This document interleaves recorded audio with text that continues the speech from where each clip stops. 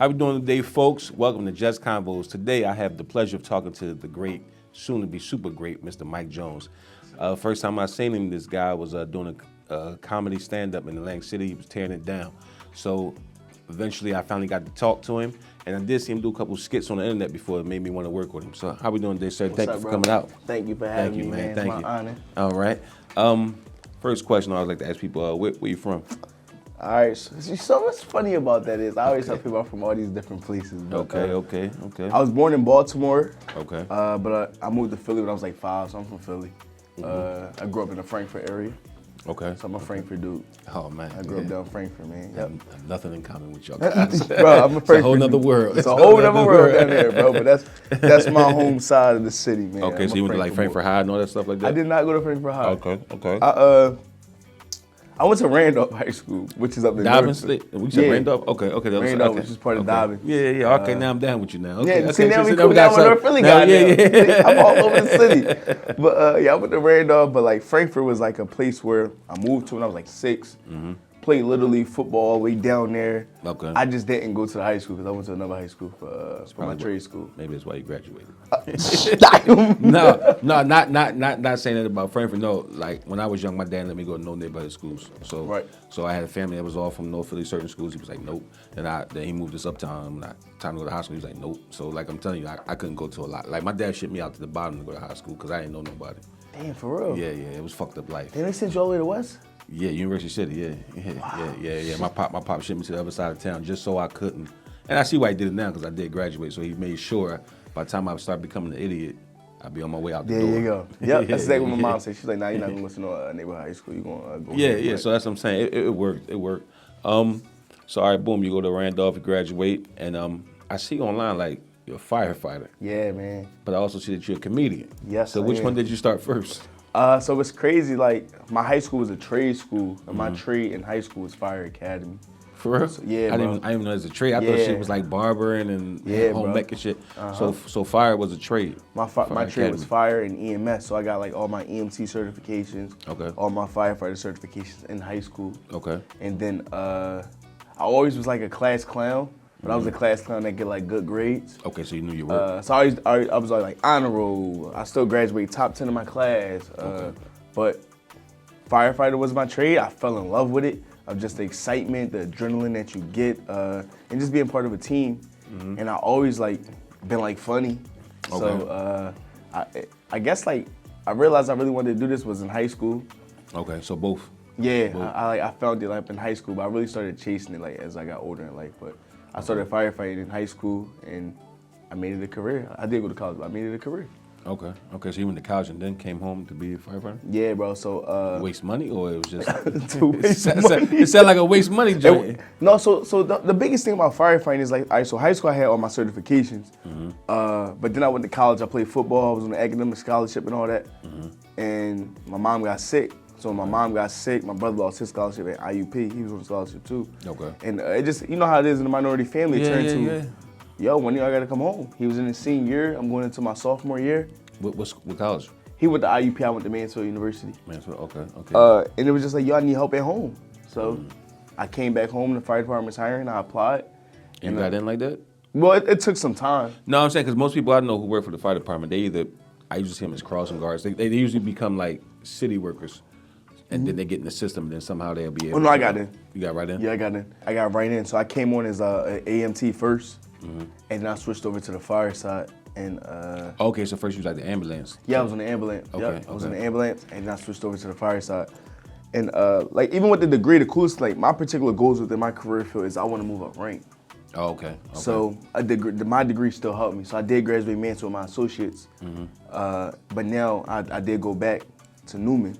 Okay. And then I graduated in May in Newman with my bachelor's, and I think I want to go as far up as like my master's or PhD. But my career goal is I want to be the guy that got all the stars. Spokesperson when it's a big fire. Hey man, how you doing? My name is Mike Jones. Hope everything's all is well, man. That's literally just all I want. I just want to shake hands and say, yo, you're doing a great job, man. Keep up the great work. So you ain't got time to be going there melting. That's a part of the game. That's part of the game. But your dream situation is just to go higher up. I want to move up. I will say, like, even going inside a fire, bro, it's exciting. These balls. Like, I ain't gonna, it's so exciting, Ain't no way, bro. dog. It's nothing like, That thing hot, dog. it's That hot thing as smoking. hell, bro, and I'm a sweater, And then you got the SCB on, the SCBA, the little tank and everything, and y'all got, was it 2 hours in them, or was it 30 nah, minutes? bro, they like 30, 45, still 55 minute bottles, yeah, but depending on your fitness, you that can could be a suck that thing out 10 10 minute. minutes. Suck that thing down in 10 that's minutes. crazy. That's crazy, man. That's crazy. But it's nothing like coming down, bro. Just imagine, bro. North Philly, summertime, fire blowing out the window, the whole block is outside, and they like, yo, go in there, go in there, go in there. And you get off that truck, and the whole neighborhood looking at you, and they like, do this, do this, this. And you just walking there like a beast with the bag or with the ladder. Then you drop it, and people screaming, and you flake that hose line out, or you throw that ladder out, or you smash your window. Okay. Oh my God, bro, my heart be on 1,000. But Yeah. my adrenaline be like, let's be a dog. That's crazy. Hey, you got to be in great shape though, cause that test ain't no joke. You got to run up with that dummy like up all those steps and shit like that, right? Yeah, so we gotta, so to get inside, we got a few different things that you have to do, but the academy itself the academy is hard, man. Yeah. I ain't gonna hold you, but the academy is the academy, and gotta you gotta be in shape. understand. You Yeah, gotta be in I would shape. tell people go in the academy in shape. But at the end of the day, you would never be in the academy shape. And I would only say that because the more you do, you can always do more. So you might do 20 burpees. I'm gonna make you do 50. You can do 50 burpees. Make you do I'm 100. gonna make you do 100. That's the and you academy. be like, But I know firefighters is like out of shape now, so they passed that part now. they passed that part. They did their time. They already They went did to the their time. academy. They don't care. And now they like, fire station food is crazy. Yeah. It's crazy, man. Because everybody could cook. Okay. Everybody could cook. They make 5-course meals every single meal. Okay. And that's why people get big. So like when you first graduate, they always say, don't get that freshman 30. And that freshman 30 is gaining 30 pounds. Yeah. 30 pounds, bro. And that's the average. So you ever see some grueling shit that ever had you like, man, I don't think I want to do this no more? So how long have you been a firefighter? All right, so my career for the fire department, I've been on for 10 years. Okay. I did EMS for 6, 7-ish. Okay. And now I'm going on my 4th year of fire. Okay. So I've been on for the fire department for 10 years stretch though. I got you. Hey, you ever see some gruesome shit that had you like, nah, I don't want to do this shit no more? Nah, like I see a lot of things, like from babies to crazy accidents, but not once I was like, bro, I can't. Not seeing something made me be like, yo, I don't want to do this. Only time I ever said I might not want to do this is when it's like those snowy days. I remember the day, it was January 23rd. It was like 2017, bro. That's when we had that big old snow blizzard. Bro, I think it was so much snow. It was negative something. I'm working in the medical unit and I was freezing. I said, you know what? This job just might not be for me, bro. It's too cold for me. But that's probably the only time I ever said this job might not be for me. But the things I see, it's part of the game. Okay. So tell me this though, because we're gonna pivot back over to comedy, right? So if you had it, so sometimes in life you get to that point where it's like the fork in the road, and let's say comedy is right here, and you about to blow on comedy, and you about to blow as a firefighter. Which road are you gonna take? 'Cause you can't do both at that Can't do point. both. I always tell people, because I get that question a lot. I always say I can't wait for For it to happen. I can't wait for my career to become my hobby, and my hobby become my career. So I you can't going wait with for comedy? that. Yeah, I would do comedy. Comedy, I I can't wait. got I you. can't wait for that door to open. So you're doing what you love until what you have to do for money. Until you make more. So we got a saying with the guys I be with. We all say go to work till it costs you too much to go to work. So like we all that's a good one. yeah we all got jobs. Most people I'm around we got jobs, but we all are dreamers too. But the thing about some dreamers I see they go so hard that sometimes they can't take care of their family, Right. and they becoming a strain on some people. But then you got a lady like Miss Pat, who husband kind of set with her and they rode out together, and that shit worked for them. Right. But for the communities I come out of with, it really don't work like that. Like I've seen a rapper break the woman, fuck up her case money and the pension and everything. So and other dreamers, from the designers to the boxers to all the shit. So what you're saying is like, no, I'm gonna fund my dream, but in the meantime, while I'm funding my dream, I'm gonna keep this job so I won't have to be in Diddy parties shaking my ass for baby oil. Hey Diddy, if I gotta get but what's crazy though is like, bro, I look at my life like, man, and this is some real stuff. If I was I like manifesting things on. So when I do make it to that particular level, I would want to be like take my family down south somewhere, get a nice little house in a little community, and I would want to be a volunteer firefighter. So So like when I'm not like filming or I'm not like doing shows, I would love to just be a volunteer firefighter. Like when I say I really love what I do, love that shit. I really love what I do. So like I can't wait for that one day those roads cross where it's like, all right, bro, you making it, you making your money. It became another, like I'm making more than my salary now. It's consistent. Everything is taken care of. Bills is paid. Like I'm cool and I could do it. I would leave, and I would just probably be a volunteer somewhere. Where if I'm not filming or doing comedy shows, I just want to be in the station. Okay. No, that's pretty good. Now I also see so back to comedy. So when the first time did you get on stage?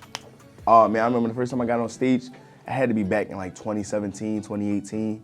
Okay. And I used to try to do it with my best friend Kev, and we tried to do it together, like on stage, 2 people together. Long story short, man, we got booed. I remember this comedian now, bro, and he roasted us so bad. Who was it? His name was something, comedian Jones, black dude. But he roasted us so bad. And then I met this other dude that performed that same day named Chris Williams. And he was like, man, don't let nobody talk trash about you, bro. We all in here chasing our dream too. You're just trying to find your niche. He said, he said, what's the difference between you and him?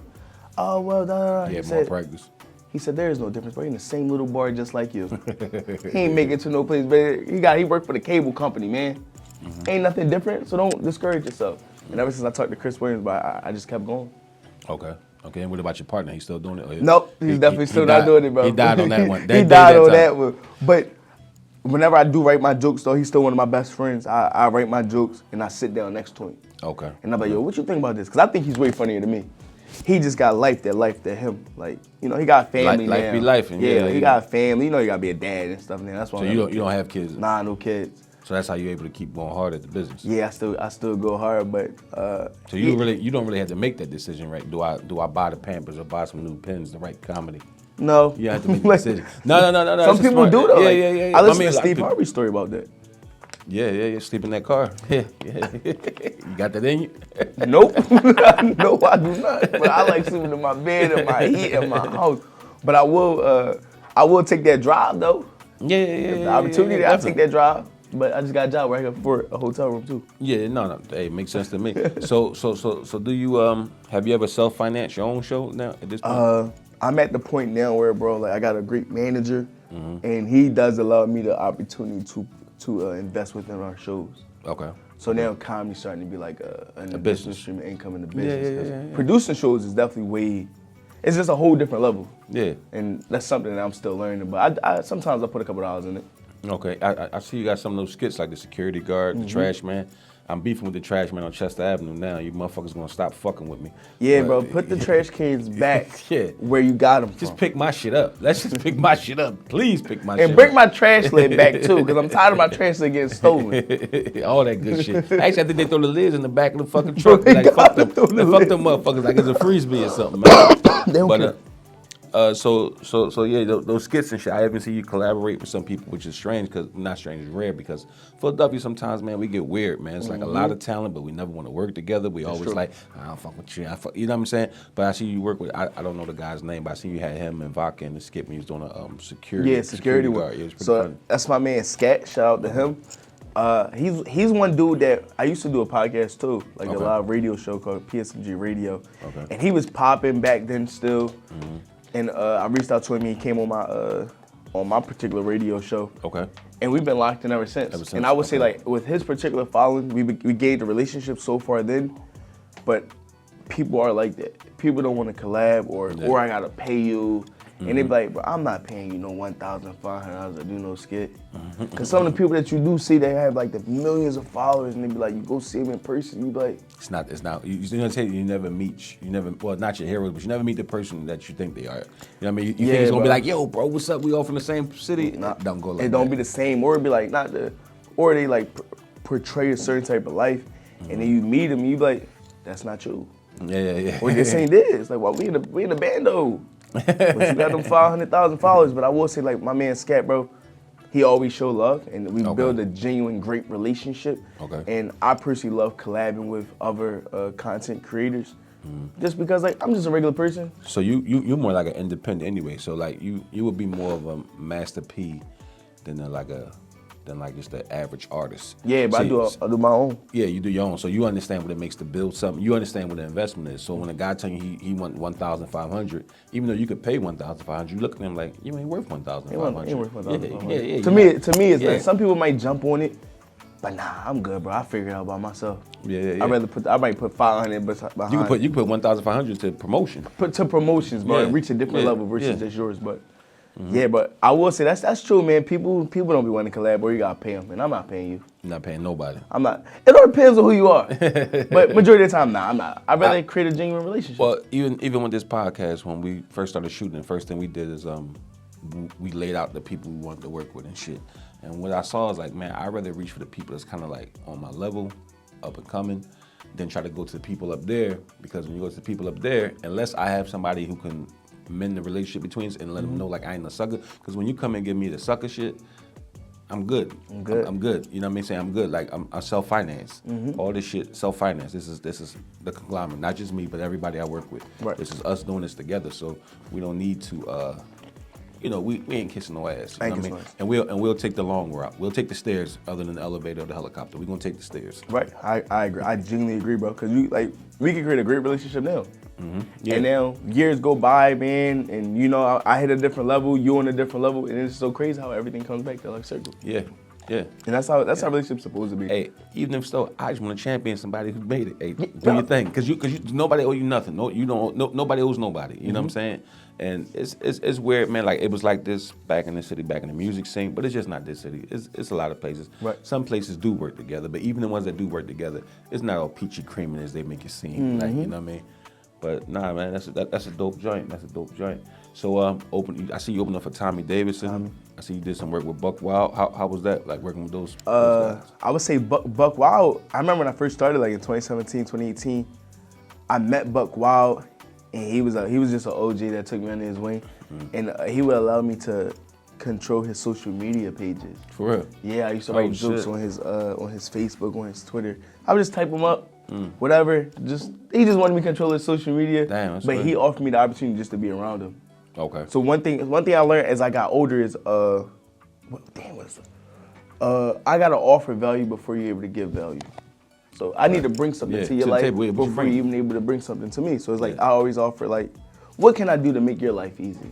Okay. Outside, like I don't want to pay you, but like how can I make your life easy? Because I'm willing to show up. We exchange goods and services. Yeah, goods and services. So he it's bigger allowed than me money. to do it. Yeah, goods and services is bigger than money. And he allowed me to do it. And he would take me to like see Cat Williams, like all his shows at the Leah Course Center, and I'm backstage with him.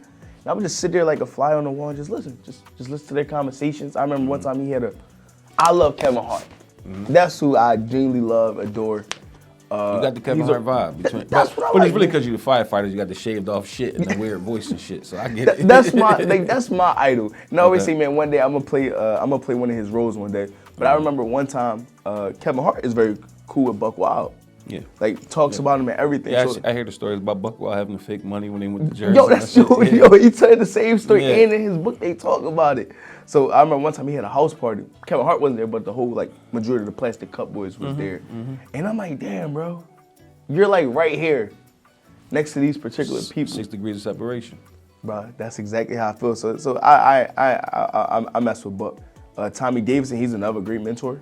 Me being on tour with him now. Okay. He just teaches a lot. He's been in the game for so long, so it's cool to watch him. Did you ever watch them? How old are you? I'm 29.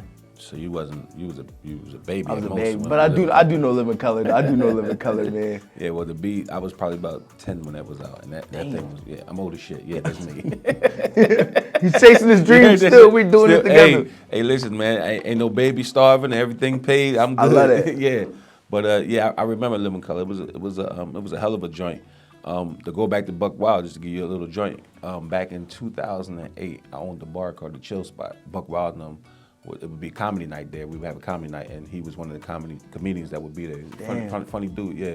But see, that's what I'm saying, man. Like, That's crazy. Yeah, in Philadelphia, man, we all know each other if we all tell each other the stories, but we be like, nah. And I ain't never been a guy like my face and hey, you know me? No, I just saw him, he was funny and shit, and I left it at that. You know what I'm saying? Damn, that's cool, I'm telling man. you, man, it's a small world out here. It's a small world out here. That's a super small world. Yeah, but Buck is cool. Buck is a wild dude. Yeah, I've seen him. I've been in plenty of places he's been in, and we've seen. We don't know each other. We never speak to each other. But like I said, he did the comedy at my joint. If I told him the story, he'd be like, "Oh shit, I do." I'm quite sure he remember because I'm the only person that had that joint at that time at that place. You know what I'm saying?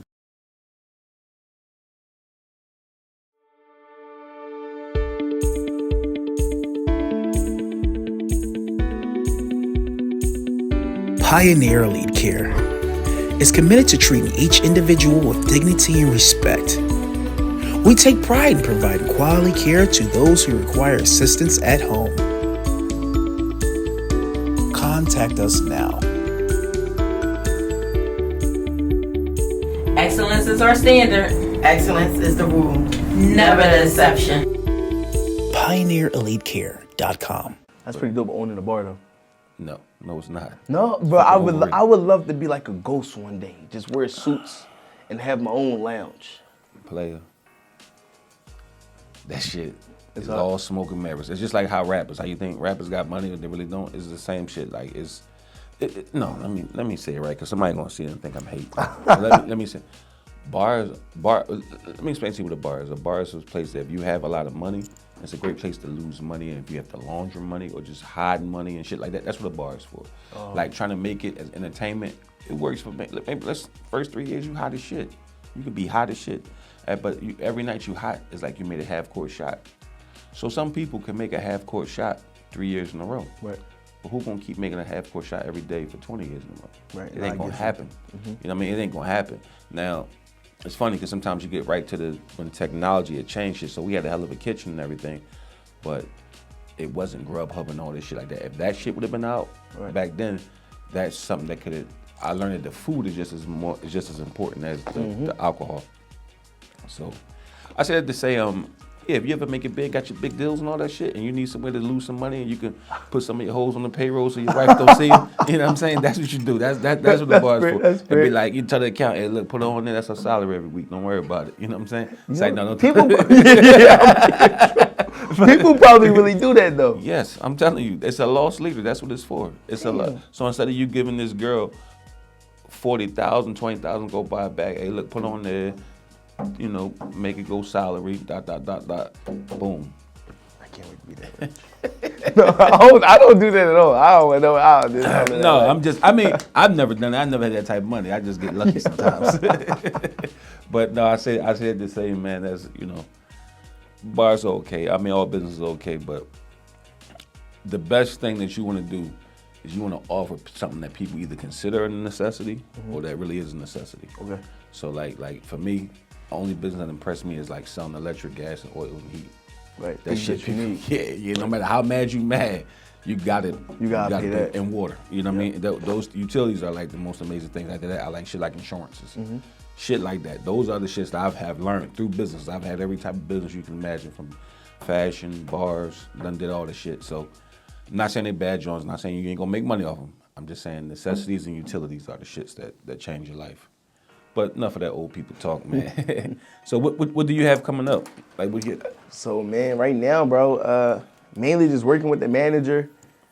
We got some pretty cool things of me going to Texas performing. Okay. Louisiana, I'm excited to go to Louisiana. He's working with a Louisiana deal. And so I got Texas, Louisiana, and Florida coming up. We're supposed to approach those at the top of the year. Okay. I'll be opening for Tommy. Okay. And I know he's trying to get like D.L. Hughley. So that's kind of expensive, isn't it? He ain't no cheap person. Well, he ain't a cheap person, bro. y'all producing that. Yeah. Okay. So I'm excited about those. They do things that's in the workup, but I know I got Florida, Texas, and Louisiana coming up. And usually with him, he'll just send Do me you my want us to schedule. edit those names out? Well, edit the D.L. Hughley name You out? can edit that out. Yeah, because sometimes when you say that name, I'm not saying he gonna see this, but I'm just saying it might get around and be like, oh, for real? That's what y'all think I'm doing? I want an extra. Oh, no, that's what we're gonna do. Yeah, I can't wait. He might throw some extra sauce on the price. But y'all gonna make it happen no matter what. We gonna make that thing happen no matter what. Talk that shit. That's that manifestation. Yeah, it's the manifestation. Yeah, I don't really know how to do that shit. I love it. I be trying it. That shit don't be working for me. You know what I do every single day? I always say blessings come frequently, often, and abundantly. Today was going to be a great day. You got to own it. You sound like one of them crazy ass bros when they spend their rent money and fucking Neiman's or something. They come out talking about, I have blessings in abundance. And next you know they fucking shit cut off. God got me some way, somehow. Yeah. Next you know they shit cut off and the price of coochie then drops. So now they got to pop 5 people to get the rent back up instead of like when the pandemic was bless me popping with one. it. I'm going to give it. But I say it though, man. But yeah. And it been working for you. It been working. And sometimes, like, life be life, but it all depends on how you view things. But that's my next few shows that's coming up. Okay. I'm excited, especially going to like Louisiana. I think Florida is a great place too. I get mad loving Florida. And you balance this all around like your off time from the yeah. So you or I call out of work. I'm like, cause my boys they know. We gonna edit that for you. Go ahead, but they know. I be at work and they be like, yo, when your next show? I say my next show is this. And they be like, what you gonna do? It's either I'm off or I'm gonna get off. One of the ways. It don't really matter. But I'm at year 10 now, so it's like I got hella sick time. Oh, so it's like seniority because all your shit from EMS and all that shit transferred over. Yeah, bro. So I got hella sick time. I got hella time if I want to blow it. And if I want to do it, I'm going to do it. But my job is cool where you got like, hey, I want to put a holiday in. Hey, I want to do a vacation day. Or I could be like, yo, bro, can you work my shift and I work your shift? So it's more so some shit like, so when you home, you make sure you go to work. Yeah. To make sure that, so when it's time to hit the road, hey, I got days already. Yeah, so, I got days. You ain't fucking around. I don't mess around. Okay. I don't mess around. Like if he tell me a date, he be like, all right, bro, I'm put on my schedule. I tell one of my homies at work, yo, I'm not gonna be here, and they be like, all right, because they support what I do too. Man, that's pretty fucking good, man. So your dream collaboration, who would that be with? Kevin Hart? Oh. I would love to open up for Kevin Hart, man. That's all you want to be. I'm not saying you want to be a plastic cup boy, but you want to be. I would like what they do at the show. Like I would love to open up for Kevin Hart. I would love to play a movie with Kevin Hart one day. I would love to just like, if he do a documentary, and you know how they do documentaries, you gotta have like, I want to be the replay. But yeah, that's my idol, bro. I like him. Have you met him yet? Or I never met him. Been in the same room as him, but you haven't met him. I never been in the same room as him. Just like his peoples. And it's like, damn, bro, you like right here. Like I shook his hand. That means he shook his hand before. It's like eventually I'm gonna get there. It's coming. But yeah, I never met him though. But I think I am one day. It's gonna happen. But I like him. Who also like? It's a dude for Shane Gillis. I think he's hilarious. I don't even know what that is. He's a white dude from like up this area, but he made it, blew up. I think he's amazing. Yeah, but I think that's like one of the biggest idols. The main two people. The main two people. Like I like Kev and like the old head legends. Like I would love to meet Steve Harvey too. Okay. Now have you had that feeling yet when you had to go up? Have you had to go after somebody? You was like, shit, I don't want to go after this person. I usually always try to go first. I like to set the tone. You want to set it off? I'd rather set the tone. First person on the microphone, huh? Yeah, I'll be the first one on the microphone. Like we be doing shows. They like, what you want to do, Mike? You want to open? Or you want to do? I say, hey man, I'll open. It is what it is. But that's where I'm at. You don't care how many people in the crowd, none of that shit. Nah, I'm gonna give it to you. Just gonna burn it up. I'm gonna burn it up. I'm gonna do my best. I'm gonna give it my all. Once I own the joke, I own it. Okay. And at the end of the day, I went to Philadelphia Comedy College. Yeah, but that actually, I seen that in your bio. What does that mean? All right, so his name is Touré Gordon. Touré is one like a very big. Touré actually performed at that bar I was telling you about. Yeah, he's a very big comic, and he has this thing. Him and Keith from up the block. He has this thing called Philadelphia Comedy. Keith from up the block. Yeah, you know him too. Man, come on, 48. Everybody, Channel 48, Urban yeah, Expression. bro. He actually in my brother and them first rap video. Yeah, I'm telling you, that's dog. key. Like, I've been outside for a long time. You've definitely been outside. So they have. I showed it to you when we. I showed it to you when we go. But Keith from up the block, we have him dressed as a $100 bill. Damn. I swear to God. Keith been in the business for a minute. Everyone knew Keith. Yeah. So him and Channel Touré 48. have a thing called Philadelphia Comedy College. I thought that was some shit you just made up, yo. No, bro. I didn't know it was real. It's a lot of comics in the city. They start there, and it's like a 6-week or 8-week program. How much that shit cost? I think it was probably like $500, $600, For real? something like that. And they make you get up there and y'all gotta try your jokes out in front of everybody. Yeah, but they help you. Like Touré and Keith, they're good legends in the city. That's very well known in the comedy funny industry. as shit. That's crazy. And he helps you develop your whole set. And then as he helps you develop the set, like you're performing in front of the class, he helping you get better. And then they do like a big show. At like I think ours was at Warm Daddies at the time. Okay. But he does like at Punchline, wherever that thing is at, but he does a big show. So he help you develop a whole set. You get headshots, a video. You about to say you get head. I say, damn. You get head, that's a Diddy class. I said, damn, you getting groupie love? God damn. Go ahead. Getting head in that thing. But, yeah. And then some groupies come in like, yo, we got groupies tonight. This is the comedy life, man. Put the coke on the damn table, too. Shit, we gotta really do it. Cocaine and groupies. What you gonna do? All of it. But but they teach you how to do it. They teach you how to, they help you write your set.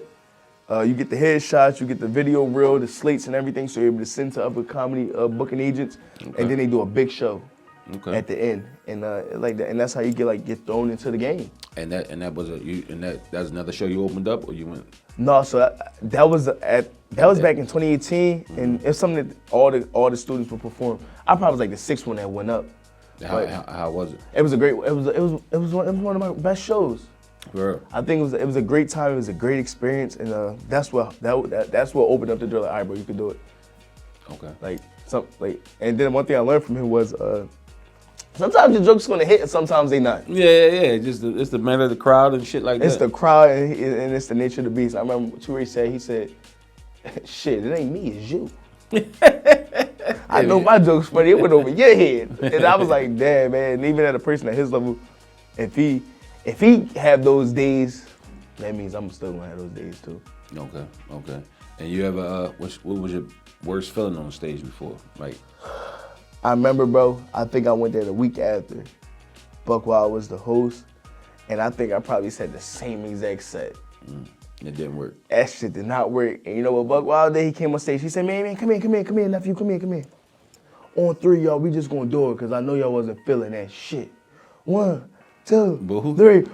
Bro, I'm over there sweating. I'm like, bro, I'm hit, bro. It was just one of those nights. Those nights, I got you. And that was probably my worst time, bro, getting booed.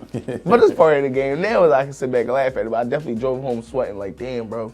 This might not be for me. This might not be for me. But I mean, everybody got to go. It's what you do after that. It's what changes you. Ali Sadiq is one of my favorite comedians right now. Oh, I like him too. Yeah, Mexican got on boots. Probably one of the best stories I've ever heard. I like him too. Yeah. I seen him down. Where the fuck did I see him at? What's the club around? Helium? I guess it's Helium. By front? By no, Columbus? Punchline. Maybe Punchline. Punchline, yeah. I saw him down Punchline. I seen it was new comedians in there opening up for him. I never saw it before though. But I was wondering, like, because you were saying, I guess if you come out the academy, you can be able to get on that type of shit. So when you come out the academy, you're able to go be like open up for various people in various places. So the way that they try to do is once you get out the comedy college, they try to make sure you have some type of reel. Okay. Where you're able to send to comedy producers or to other comedians so you can ask, hey, can I open up for you? Here go my stuff. And sometimes they say no, but at least you got some type of footage so you're able to send. And who's in the city tonight? Aero Spears. Aries Spears? Yeah. Okay. I'm like, huh? I fucked his whole name all the way up, I'm like, well, I got an accent. I'm from Baltimore. I think it was an aerospace. I'm like, what the fuck you talking about? I'm like, he can't read. But he's in the city today, and I think he performed at Punchline. Or Helium, one of them days. One of my friends was telling me, and I actually might go check him out because I think that's a hilarious dude too. Yeah, he had moments. Yeah, I mean, like everybody have one thing about comedians. Yeah, if you gotta, I see the more truthful your comedy is, or more personal it is, it's more funny. That's what I'm getting into now, bro. Yeah. Like, of course you got your sets, but I did when I opened up for Donnell Rawlins the other week, bro. My set about my whole situation was just. It hit so much more because it was so personal. Yeah, because it's almost like people can relate. See, like little dumb jokes, not jokes or punchlines and shit, that go either way.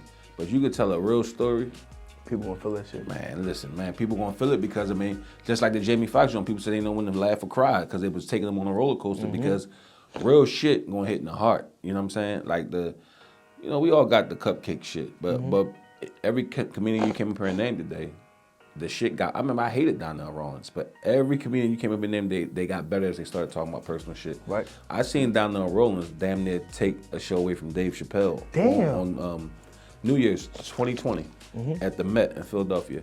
Fucking Donnell Rawlins came out and he was so fucking fired up. And I mean, he was fuck you, Charlamagne, yeah, bitch. I mean, he was just going at everybody. Bro, his shit, he straight raw. His shit was raw, and I never seen Donnell Rawlings be like, because I seen him before on like other specials and shit, and I was like, yeah, Right. lukewarm. But 2020, when he hit that fucking stage, oh man, he fucking smoked it. He smoked it so bad, I was like, I don't think Dave Chappelle gonna be this funny. Damn. The only thing that saved Dave is that he controlled the set, he can go longer, and Dave got even more of his story. So with comedy, what I see is the more you grow, the more you experience, the better your show should get. You know what I mean? Right. The No, I agree. The more mistakes you're gonna make. You know what I mean? The mistakes is what people like to hear. No, I definitely agree, man. And now I'm trying to get more personal with my stand-up. Yeah. Like, I never wanted to be like a comic where, like, sometimes they be, oh, man, I don't really see you on open mic rooms. And I'm like, I'm not staying up till 2, 3 a.m., bro. Yeah, and that's just me. Like, But that's what I'm saying. That's why I see that your style is different. yeah, like, I'm not, I'm chasing it the way I want to chase it. Like, Yeah. I want to You be being on an big executive. shows. You being an executive and an artist at the same Yeah, time. executive and an artist. Like, I like creating opportunities where I'm on big shows. But I do hit open mics, or like I love doing like sitting sessions where I pull up some of my friends, I perform in front of my house, and they be like, oh no, we don't feel that. And I'm like, damn, let me get back to the drum board. So what people don't see is the Kobe Bryant time, the time you in the Yeah, gym bro. and shit. So by the time you come outside, I'm owning and it shit already. like that. Yeah. I'm owning it. So they don't know about the hours you putting in, those 10,000 hours you putting in. They just don't see me sometimes at some of the open mics. And Yeah. my friends, bro, I sit there with him, I write, and they'll tell me I perform in front of them, and they're like, I don't like that. That shit suck. And I'm like, damn. All right, well, all right, well, see y'all later. Then I go like upstairs and I write, and I'm like, what you think about this? And I bring all my friends back over. Okay. And I perform, and they be like, I like that. That's the one. And then after they say they like it, that's when I own it. So now I practice it over and over. Now what happens if they tell you some shit whack though, and you be like, nah, in my heart, I think this work. I go over to my heart. Okay. Cause it's like, cause sometimes like I might not do my whole voice. I might didn't sell it. And one thing of me like watching comics and like Tommy Davidson and them is like, you gotta really own your joke. Like, I mean, you gotta do the impersonations. You gotta let it sit. My old head man, Justin Lamar, bro, sometimes he always told me that sometimes quiet is good because they're listening to you. They're trying to figure it out. They just trying to figure it out. And sometimes I speed through it. And Justin Lamar is one of my favorite comics from Philly, bro. I never even heard of him. Oh my God, I'm gonna share pages with you. He's a Okay. great comic. He has his own room down there in Jenkintown. Okay. But I send my stuff to him, and he's like, no, I don't like that, bro. Or he'll say, change the punch like this. Boom, boom, boom. It's funny, man, because for one, power of camera. First time I saw you, I thought you was way taller than what you was gonna be today. Damn. You know what I Yep. mean? But you didn't look like some of the comedians I normally would see. So you had a nice fit on. All your shit looked like you was polished. So if Yeah. I saw you, I would have thought like, damn, this boy, he been doing this for a while. Well, you have been, but your shit you didn't look like a starving artist. Right. And when you don't look like a starving artist, they gotta treat you different. Gotta treat me You know different, what I'm man. saying? Like, yeah, I don't rap for pennies. You know what I mean? Right, yeah. Like that type of shit. So I get it. Like I'm telling you, man. Like so when I saw, I was like, damn. I get it. I get this whole thing because I thought you, I get it now. Though you independent, like Yeah. a Brit, and you do your own thing, and you have them. So you ain't out here like some of these artists I see sometimes. Like you ain't got to chase every little buck, every little open Not mic. chasing every little you don't buck, have to bro. do that. I got you. I got you. I watch another comic though that I think he's very well from the city too, and I watch his style and I like his style. I don't see him in all these certain type of runs. He be on the road crazy though. Okay. But I like his style. I like who's that? his style. His name is comedian Skeet Carter. He's like the Yeah, side I heard dude. of him. Yeah, I heard of him. But Yeah. Oh, he some of does the side great dude, stand up too. He be on the road. He remind me of Buck Wild, to be quite honest with you. He reminds me of him too. But I love how his brain is building. Okay. Like I'm watching it, and I don't even know him personally. Well, I know him, but like we're not like super locked Yeah, in, but I get you though. But I mean, y'all in I the gotta give him a same shot. profession. So Same you- so- profession. so I you gotta watch pay him. I watch attention. his skills. I see what he do. And one thing my manager always told me, he said, you're building a brand, bro. So the way that you portray yourself is how your social media should show it too. So make sure you have the camera guy there. Don't show it. This has always been me too. Like I like looking good wherever I go, smelling good, looking good. Don't pull up on stage looking like trash. Yeah. You are who you tell yourself is. No, that's what I'm saying. So when I saw it, I was like, okay, I get it. You know what I mean? I'm like, okay, this guy's different. Yeah. Like I said, I've seen the comedians that look like they all at the they look like the freestyle shows I used to be at when I was like in my 20s. Like it got the dirty rappers, dirty comedians, Yeah. and shit like that. You know what I mean? And they Like, funny as you know what I shit. mean? Yeah. You know, yeah, they funny. You know what I mean? They definitely funny. But it's like you got to be ultimately funny. Yeah. Because now you out here with all these fucking pit bulls and they fighting over that little $200 they gonna get in the night. Guy like you come in, you just doing your own thing. Like I ain't got to. I don't need $200. Now, bro. mind you, I get it. I understand that fight over there they doing, it is still sharpening still. But sometimes you fighting right there, you never gonna get a chance to get to the other side. And that's my biggest thing. Is like I never want to be stuck inside a. I just You'll don't be want a to be battle stuck rapper. in a box. You'll be a battle comedian. Instead of a Yeah, battle yeah. rapper, Like you're you a just, battle I'm doing the comedian. same things of like the neighborhood fish fries over and over and Yeah, over. And they're like, but yeah. how do you get to the next level? Well, you gotta. It's quality over like quantity. Yeah. Like I can't do every single show. Of course, I want to do every show because that's the opportunity. And I need to chase the dream and I need the opportunities. But I do believe sometimes, bro, you gotta market yourself as a brand. And that's just how I'm trying to portray myself, man. But I'm chasing it my way. It might take a little bit longer, but I'm happy. That's all that matters. I'm happy. Well, that's cool. Before we get up out of here, I want to thank you for coming. Definitely tell people how to get in contact with you and what you got coming on. Let them know. All right, man. So I just want to say Don't forget that shit. thank you. It was an honor for being here. It's your boy Mike Jones, man. Follow me on social media, Instagram, TikTok, Twitter, Mike Jones Comedy. That's Mike Jones Comedy. And I got a lot of different shows coming up, so stay tuned. From Louisiana, Florida to Texas. We chasing it, and the biggest thing I will always say is never put a timeline on your dream. Because the moment you stop was the next day you were supposed to get it. Don't stop. Keep chasing your dream, yo.